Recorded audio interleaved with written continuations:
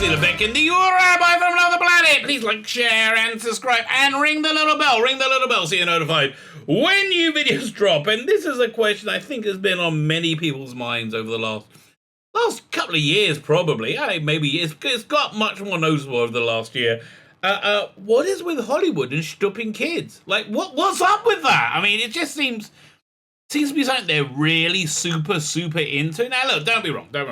I don't think I'm a prude, right? I'm a rabbi, right? I am a real Bible-thumbing rabbi. I'm also reasonably horny most of the time. Okay? You know, two things can be true at once. And I think of myself as a reasonably dirty person. I mean, honestly, for that reason, I really don't watch porn at all, because if I started watching porn, I don't think that I would do anything other than that, because I don't avoid porn because I think it's bad. I avoid it because I think it's very, very, very good, right? So, and I know this is something I'll be like, ugh. But anyway, I understand, right? I am a reasonably sex-obsessed person. I think anybody who's hung out at my channel for a while might have picked that up. I haven't been exactly circumspect about that, right?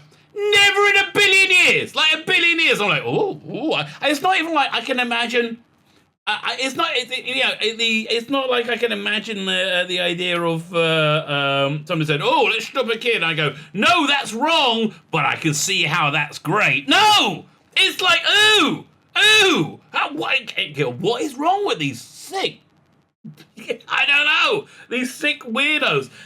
They go from Shtupping Kids to being sissies. I don't get it. I don't get it. Anyway, we're going to look at a couple of articles in Hollywood about people really into Shtupping the Kinderlach. Okay.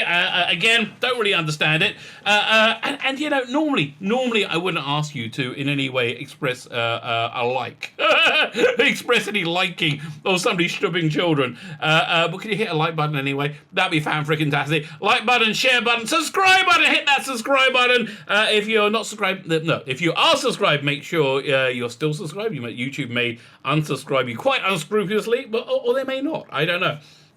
They probably won't. Okay, so if you're subscribed, make sure to still subscribe. And if you're not subscribed, if you can consider hitting the subscribe button, that'd be fan, that'd be double dozy. Go check out my my Indiegogo. Listen. Hollywood may have an epidemic of raping children, but you can still buy my comics. Okay, listen.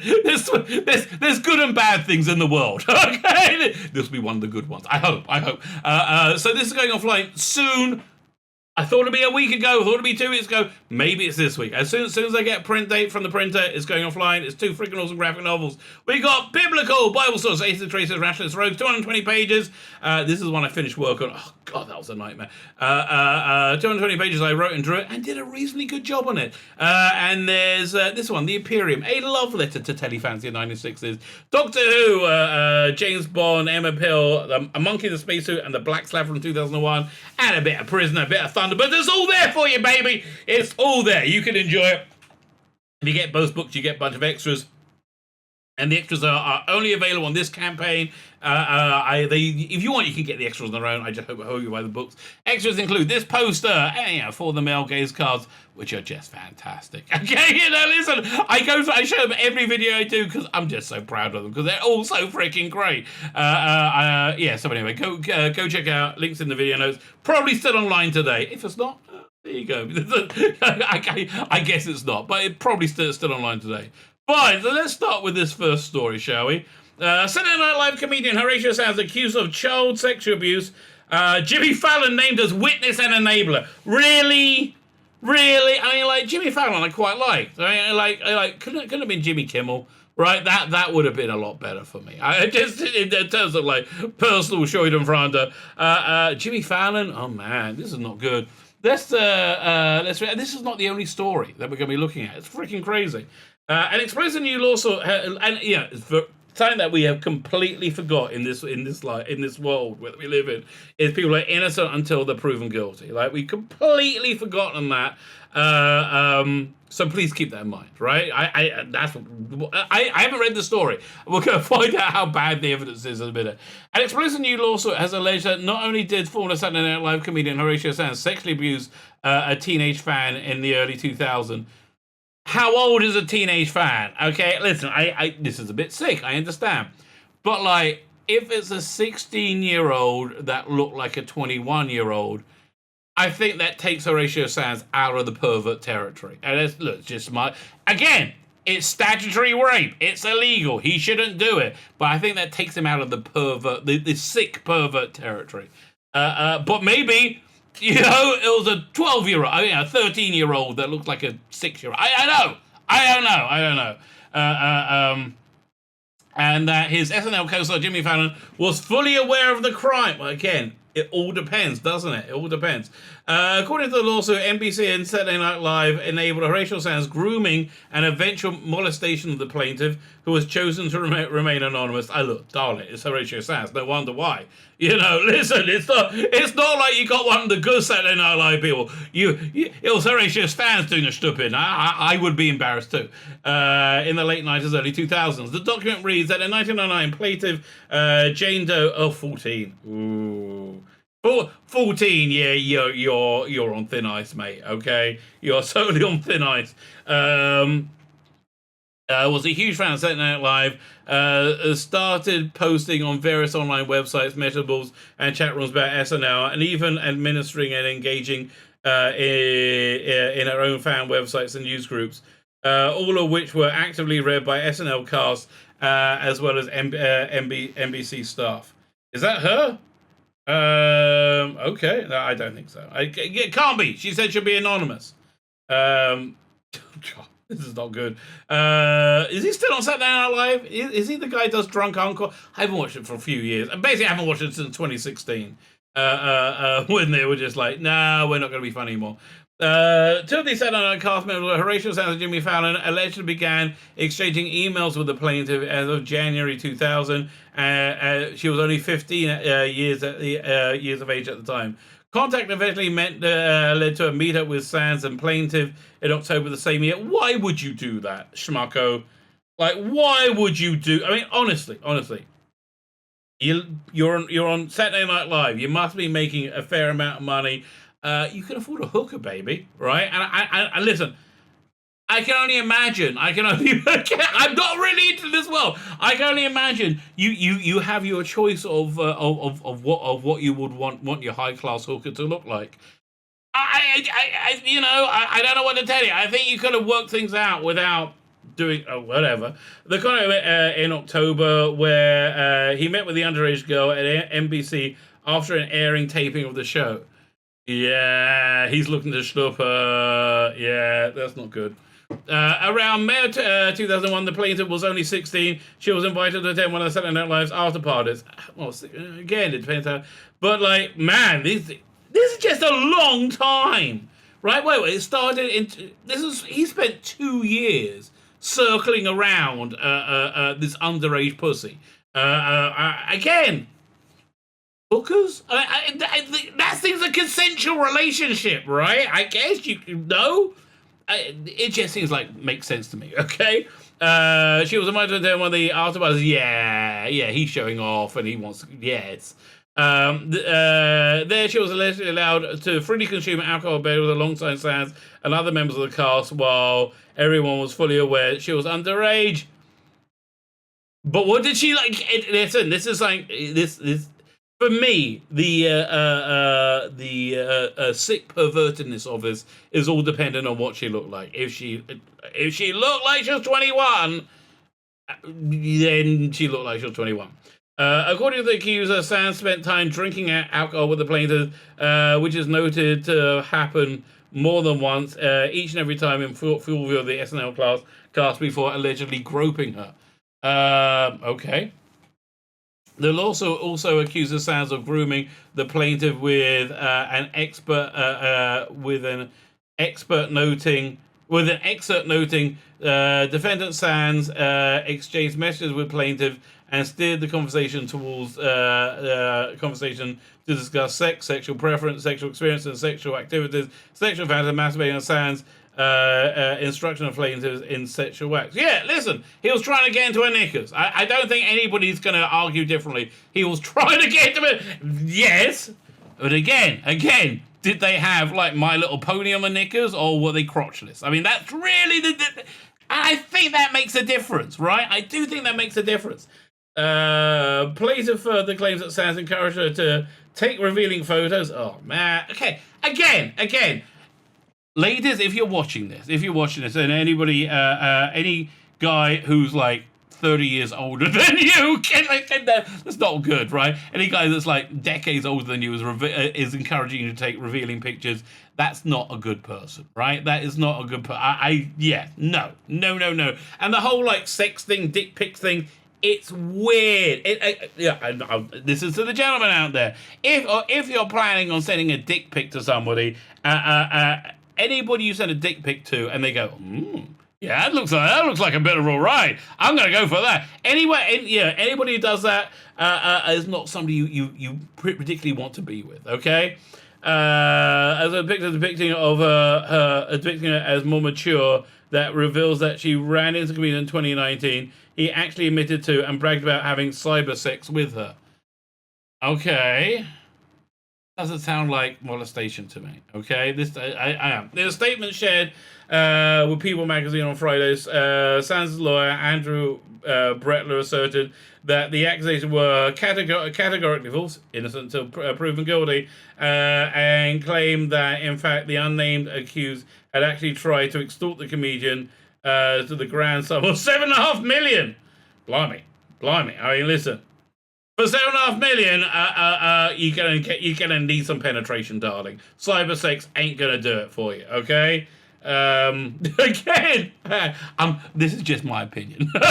Opinion statements. The individual claims about Horatio Sands are categorically false. However, I don't believe they're false. Don't believe it for a second, quite frankly. Everything you said sounds reasonably nominal. That he met an attractive woman who seemed sexually available to him, and then he tried to get into her knickers. Okay, that doesn't sound categorically false. That sounds like he's a bloke. However, she repeated the ludicrous allegation or tries to rope in other high-profile names to generate media attention, they will always be false. Read the statement. It sounds like, so far to me, it sounds like completely reasonable. But why is he not being cancelled? I guess he's on the right side of history. Maybe, I don't know. The individual claim about Horatio Sands. Okay, blah, blah, blah. Brettler's statement continued. Before filing the lawsuit anonymously, she demanded $7.5 million in exchange for her silence. We, of course, refused, and we will vigorously contest these totally meritless claims. Listen, this is photographic evidence. I think she might well be in trouble. Following the lawsuit being made public in support of her accuser's claims, Pitchfork Associate Director Karney Shomron recalled some of the stories she had heard during her time in the aforementioned SNL message boards. I was a teen in love with Jimmy Fallon, cringes. Stories of him and Sands hooking up with teen girls regularly made the rounds on the SNL message boards. I was obsessed with. Yes! Listen. I don't. It sounds like everything happened was consensual. You can't be consensual with somebody 16 years of age. I understand that. It's statutory right. But it doesn't sound like, deep perv territory. Deep perv territory, next story we're getting into. SNL boards. I was assessing message boards. They often read with a positive spin. I didn't realize was effed up until years later. Corrigan wrote Corrigan.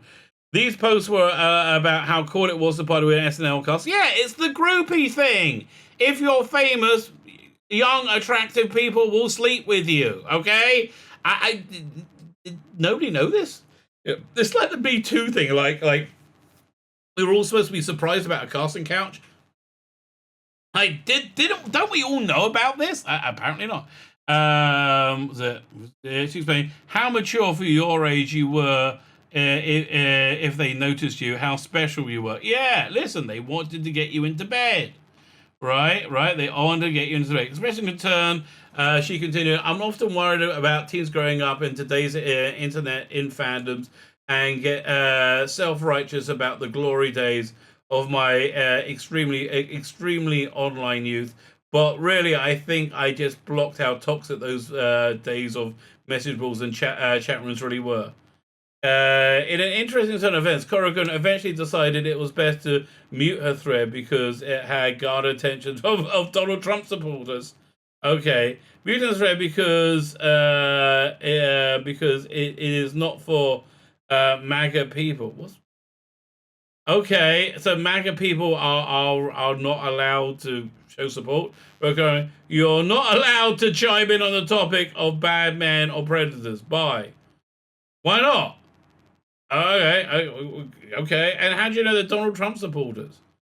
Okay. What do you make of this thing? It seems like this seems normal perversion, right? Look, honestly, I think if you want to have a happy, fulfilled life, you should. And this is going to sound crazy, right? This is going to sound absolutely crazy. You should remain a virgin, and better still, not of touching a person until you marry them, right? And then only sleep with them for the rest of your life. Which again sounds crazy, and it sounds kind of counterintuitive. I think you will have a much happier and more fulfilled sex life, right? I think that would. But like, I don't see how voting for Trump would make a difference there, other than they would probably advocate for that more readily. Fine, so that's the first story. What do I think of the story? It seems like it seems like a lot less than comic book writer Warren Ellis. Doesn't seem like anything actionable really happened. I don't know why she asked for $7.5 million. I think she was chancing her arm. Fine, so let's look at this other story. Horatio Sands. Arnold Schwarzenegger says, "You're a smirk if you don't wear a mask. Screw your freedom." Look, okay, this is a bit an aside, mate, but it was actually your father. Your father that used a national health crisis to throw Jews into concentration camps. Mate. So you might not be the best spokesman for this for that out. Screw your freedom. Yeah, you might not be the best spokesman for that. Okay, I'm sorry. Was it James Gunn? No, it was a James. Yeah, here we go. Suicide Squad director named in a lawsuit for hosting a pedophile themed party. Now, what the hell is a pedophile themed party? So it involved this guy. The summons for the lawsuit obtained by Human Events. An anonymous woman accuses Uriger, what's his first name? James Uriger, aka Jimmy Urine. The Suicide Squad director has been named in a lawsuit against mindless self-indulgence lead singer James Urina, aka Jimmy Urine, for hosting a pedophile-themed party. Fine, so basically this guy is a bit of a sicko. Yeah, this guy's a genuine pervert, right? I think maybe Horatio Sands maybe as well. I don't know. In a summons for the lawsuit obtained by Human Events, an anonymous woman accuses Uranger of sexual assault and battery and abuse of a 15-year-old girl for nearly 3 years. Well, there you go. That sounds reasonably. Yeah, this is the Hollywood that we all know and love. He groomed and manipulated the plaintiff, believing that his sexual sexually assaultive behavior, they broke it up with two lots, what do you want to make, was not criminal, and that by engaging in sexual activity with the plaintiff was actually helping protect young girls from sexual assaults. This is kind of a go-to thing with perverts, right? In the Jewish world, right? You do get these rabbinical figures that completely abuse their position, and somehow I would love to hear this conversation about how people are convinced of this. That to keep the Satan away, they have to like sleep with the rabbi or sign along. They're like, I would love to, like, what's the segue? Let's say you go to Hollywood, right? You're in Hollywood and you get invited to a Hollywood pedophile sex party. Like how's it? How do you get round to that in the conversation? So yeah, are you moving in okay? You're settling in good? Do you know are you on the email list for the garbage collection? Oh, and by the way, do you like raping children? Oh, good. We're having a party doing that tonight. Do you come and join us? That'll be fun. Okay, it's a weird place, Hollywood. It's a weird place, but thank God they're around to wag their finger at us and tell us that we're despicable. Fine. So during a 3-year period, he's sorted the plaintiff. So in a section entitled "Uringer as a self-identified as self-promoted paedophile," the Suicide Squad director James Gunn name comes up. Okay, now this is where it gets a bit creepy. The knowledge and reports of Uriger's paedophilia continued to circulate to this day. Recently, pictures of Uriger's wife Chantel. Wait, he's married? I mean, like, I don't understand. How are you married and into Shtupping Kids? Really? I mean, like, it just seems to be that if you have, like, another half, they'll be like, I don't want you cheating on me, especially with children. Like, I don't know. That should be kind of like the go-to move. I don't know. It's a weird world to live in. Shanta, and then a man wearing a mask and a full-body rabbit suit at a paedophile-themed party surfaced publicly. So he held a paedophile-themed party. Upon information and belief, the man wearing a suit is Uringer. The party was hosted by director James Gunn, and upon information and belief, attendees were encouraged to dress like pedophiles and abuse victims, such as children. Yeah, this is just that's not good. That is not good. And they took pictures. Yeah, listen, I understand they're having. Can I make this bigger? I understand they're having. I think it's meant to be a joke, right?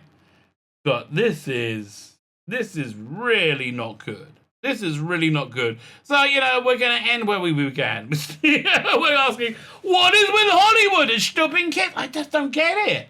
Like, I don't get it. Like, why is this like that we're not, like, that they don't find problematic? I don't know. Like, there's so much of Hollywood, of entertainment is utter garbage because we have their insane moral values imprinted on it. One of their moral values, apparently, Shtupping Kids. A-okay. We love it. We love a bit of Shtupping Kids in Hollywood. It's a weird world. It's a weird world. It's a weird place. My name is Tzvi Lebetkin, the Rabbi from another planet. Please like, share, and subscribe, and ring the little bell. Ring the little bell so you're notified when new videos drop.